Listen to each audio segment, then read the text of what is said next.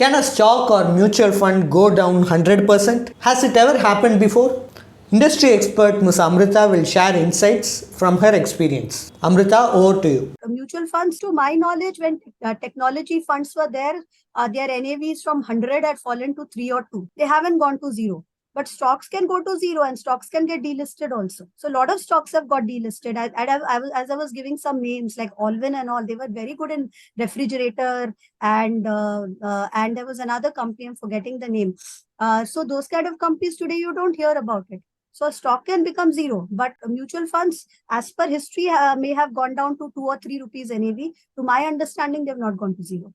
Thanks for your detailed explanation. Are you in search of a personal guide who can remove the stress of handling your finances? Then please feel free to avail our expert consultation. And also you can attend our webinars to gain investment related insights. Both the consultation and webinar are absolutely free and you can find the link in the below description. Please like and share and do subscribe to Holistic Investment.